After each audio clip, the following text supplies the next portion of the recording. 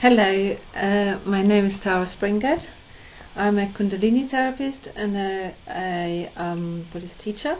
I work with people who suffer from Kundalini Syndrome. My results are usually very good and quite fast, and I also have been in the Kundalini process myself for nearly 30 years, and I have experienced a lot of these problems described in my videos myself. So today I would like to talk to you about resistance against the Kundalini process. Now this resistance, this wish that it would just go away again, get rid of the Kundalini, stop it, that in itself is a big problem, and which will aggravate any kind of symptoms that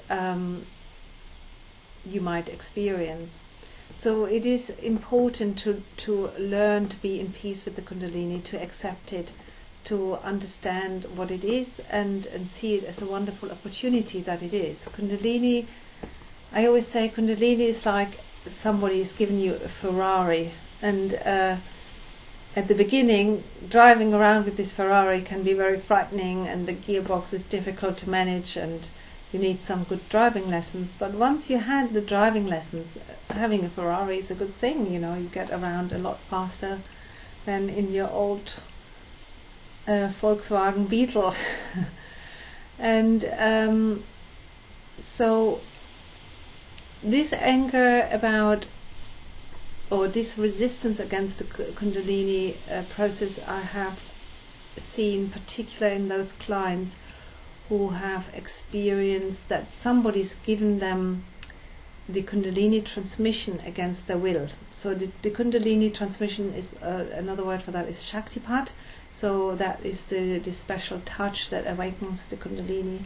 And I've had clients whom Shaktipat was given against their will. And obviously it is understandable that people are then annoyed about that, or angry even, and don't want it to happen, and develop a lot of anger towards this teacher.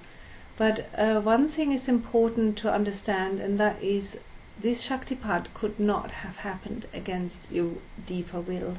That there was a part of you that was in a way wanting to develop, had the desire for deeper spiritual truth, wanted to climb faster on the evolutionary ladder towards enlightenment, and through this desire that teacher who gave Shaktipat was drawn into your life. So even though that might be difficult to accept, I have seen this deeper desire in all of my clients, even in those who say to me, I had a very involuntary Kundalini awakening. There is another part of them who wants to develop very fast, and it is this desire for strong and fast development that creates the conditions for the Kundalini to be awakened. So it is important to get in touch with that part of you if you suffer from this resistance or this anger about somebody who has given you, who has awakened the Kundalini in you without your will.